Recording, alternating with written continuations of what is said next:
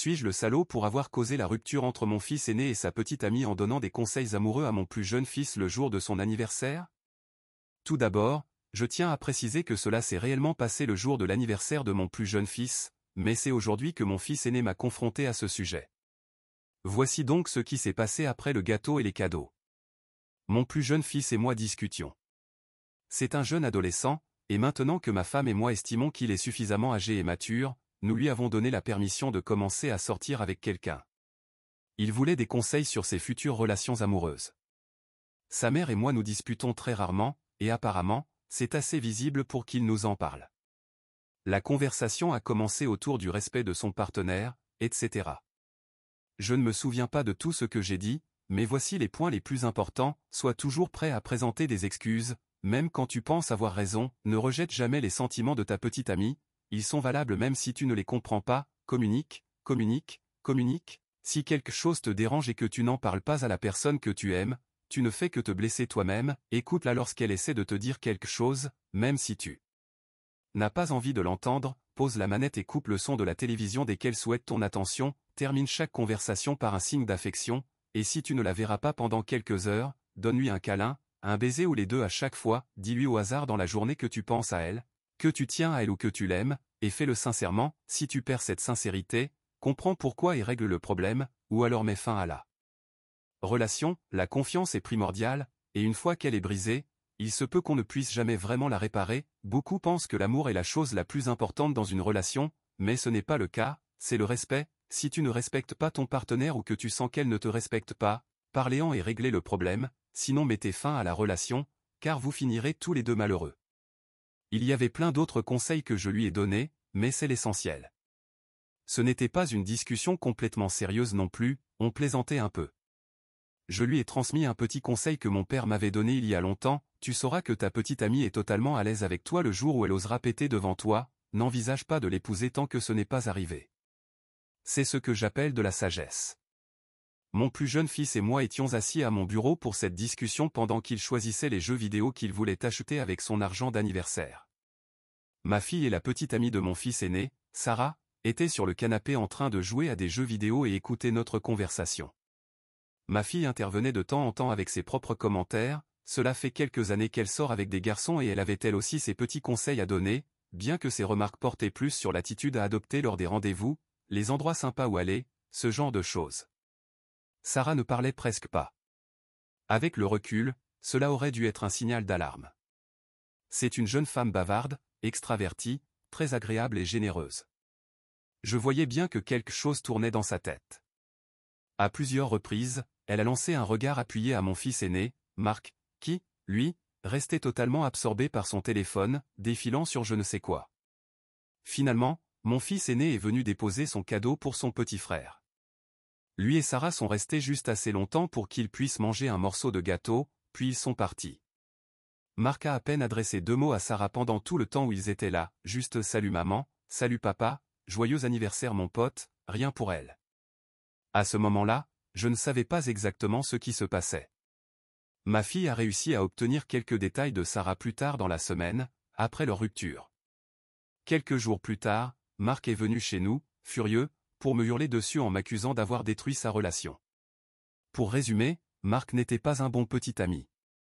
Sarah l'a confronté à propos de plusieurs problèmes dans leur couple, elle avait le sentiment qu'il ne respectait ni ses opinions ni ses sentiments, alors elle l'a quitté, tout simplement.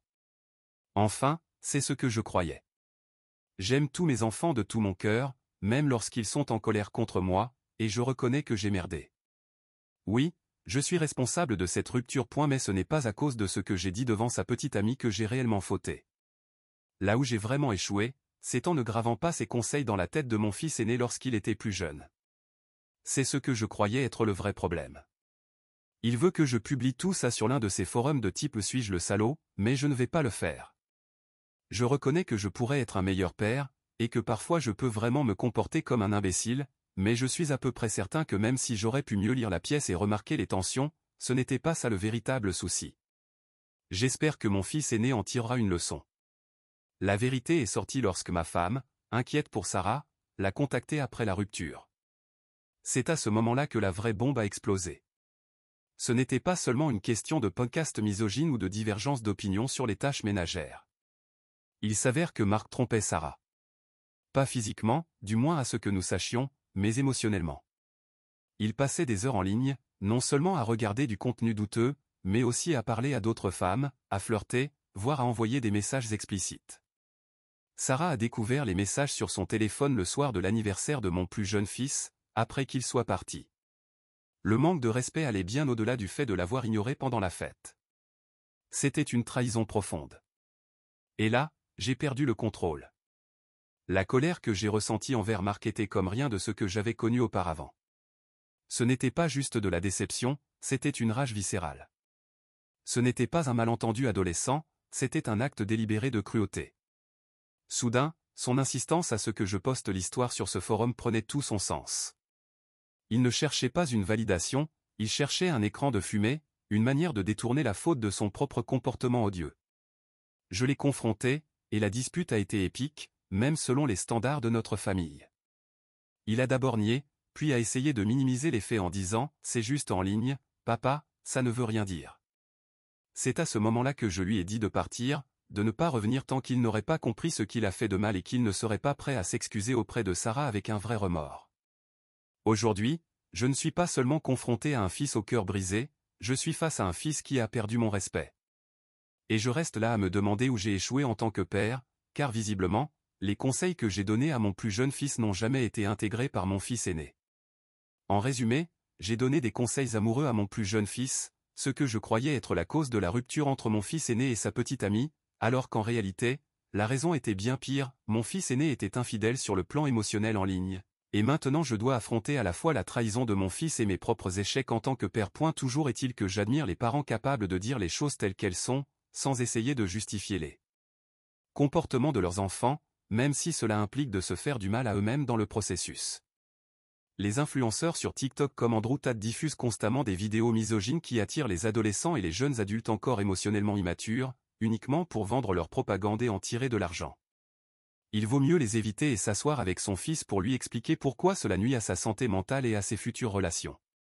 J'espère que ton fils tirera des leçons de cette expérience, car il est encore en train d'apprendre, et à travers tout cela, tu lui as montré que tu es un excellent père. Une autre personne se demandait à quelle fréquence l'ex-petite amie venait chez moi et ma femme, et comment elle avait pu en arriver à déformer notre relation saine en quelque chose d'autre.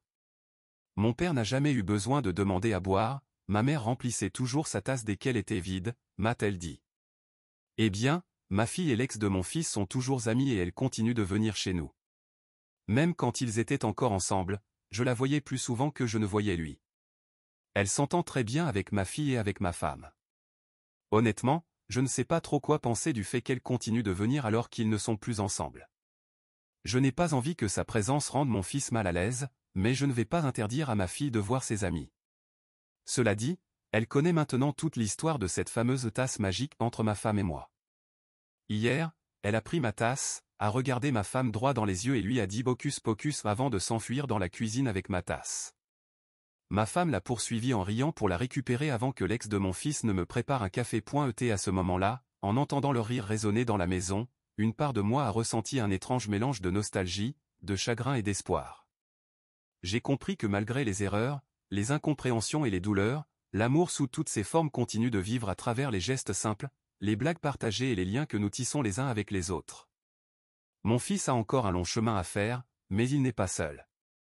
Et même si je doute parfois de mes choix en tant que père, je vois dans les regards de ma femme, de ma fille, et même dans celui de l'ex de mon fils, la preuve que, quelque part, j'ai fait certaines choses bien. Peut-être qu'en fin de compte, ce ne sont pas nos fautes qui nous définissent, mais ce que nous faisons pour les réparer. Merci de votre lecture. Si vous ne vous êtes pas encore abonné, n'hésitez pas à le faire, et activez la cloche de notification pour ne manquer aucune des histoires bouleversantes et bien réelles qui se déroulent tout autour de vous.